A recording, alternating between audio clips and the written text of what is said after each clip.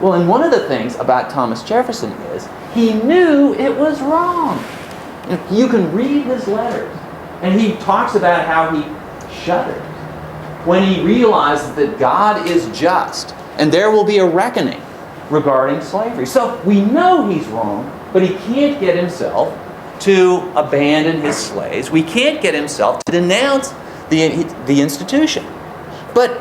And so we like to think that if he had just been a little bit different, then he would have been the perfect president. But the thing about Thomas Jefferson, if Thomas Jefferson was from Virginia, if you were from Virginia in 1800 and you wanted to be president, you had to own slaves. If he had not owned slaves, if he had not defended the institution of slavery, he never would have been president. If he had been farther along in, let's call it, the evolution of attitudes towards slavery, he wouldn't have been president, and he wouldn't have had any influence on his times. And this is what I talk about where I say, the farthest ahead of your times you can be and get away with it and have any effect in a democratic system is to be half step ahead. I wrote a book about Andrew Jackson. Andrew Jackson is one of those interesting characters who was considered probably in his day and for half a century afterwards the greatest figure of his times. Andrew Jackson was often spoken of simply as the hero. He was the successor to George Washington. If some of you heard me talk before, I may be repeating myself, so forgive me. But when I was working on Andrew Jackson, on the book about Andrew Jackson, I tried to come up with a gauge as to how popular Andrew Jackson was.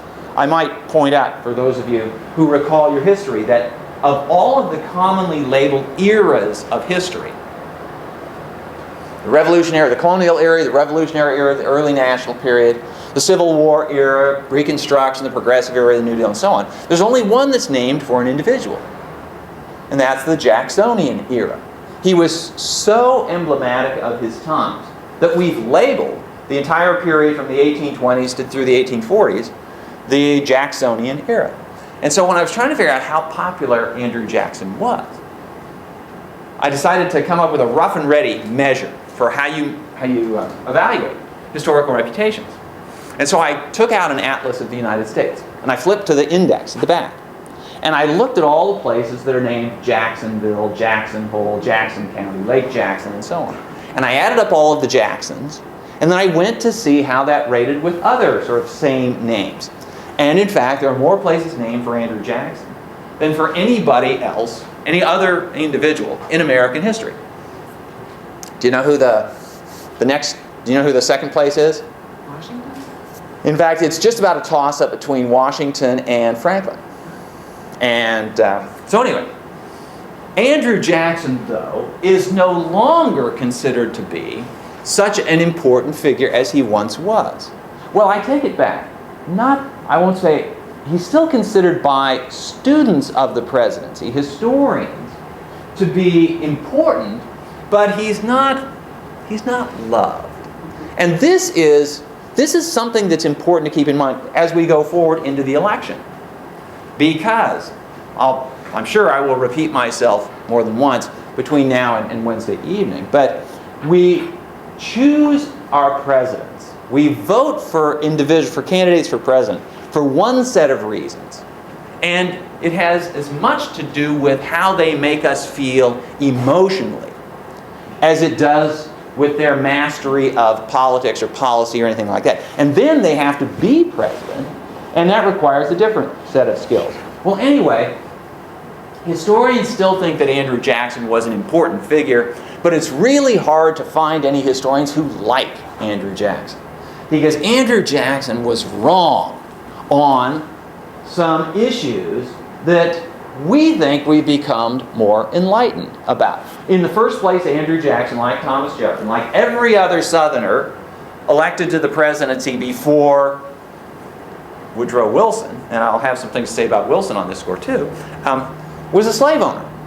And we're an enlightened age, and we like to think that we're going to put some distance between ourselves and those people in the past who owned slaves. And so we can't really get very close emotionally to slave owners. So that's one mark against it.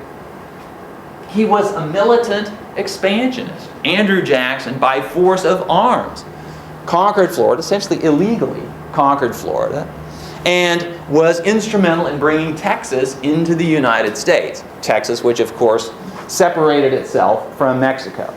So Jackson expanded the American national domain by force of arms.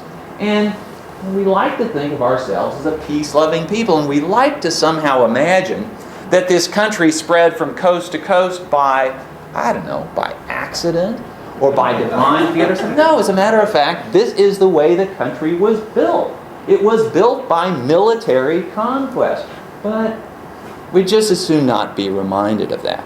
The real mark, the big thing that's held against Andrew Jackson, was his Indian policy. And in fact, I often speak to groups of school teachers. And I'll speak to high school teachers and occasionally to elementary school teachers. I was speaking to a group of elementary school teachers in Illinois last summer. And I posed this question. I asked it to a lot of groups, but I remember this particular group. And I said, well, what do you, or more precisely, what do your students know about Andrew Jackson? And the answer came back from several of the teachers there. These are elementary school teachers. And they gave me 3 words. And do you know what the 3 words were? Trail of Tears. Andrew Jackson's role in the forced removal of the Cherokees from Georgia. And so this is what people know about Andrew Jackson. Andrew Jackson was, well, he's perceived to be anti-Indian. Now, I have to explain that Andrew Jackson wasn't anti-Indian. In fact, Andrew Jackson adopted a couple of Indian children as his own, Indian kids who lost their parents. And he raised them as his own.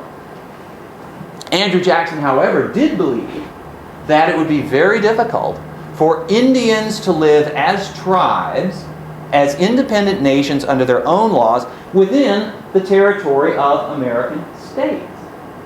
And in this regard, Jackson was simply acknowledging the reality of his times. Now, from a distance of 150 years, it's easy for us to say, and accurately so, that the Indians really got the raw end of the deal in their relations with the rest of the country. And it's certainly true enough. But what was the alternative?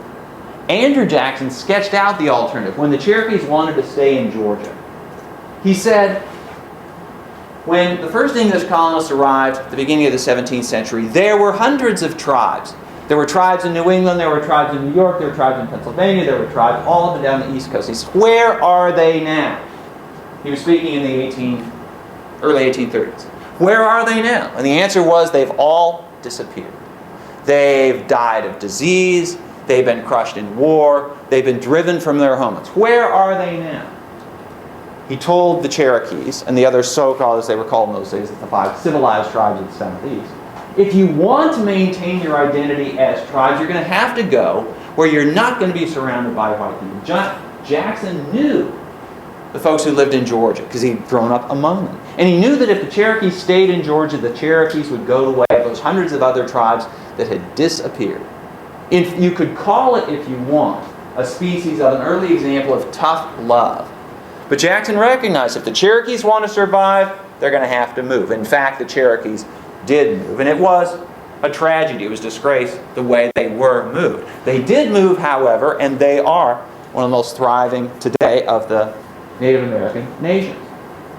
Now, the point of all of this is that we might wish, and when I was hoping for good sales for my Andrew Jackson book, I might have wished that Andrew Jackson hadn't been a slaveholder, that he hadn't been this militant expansionist, that he hadn't had such a harsh policy regarding the Indians.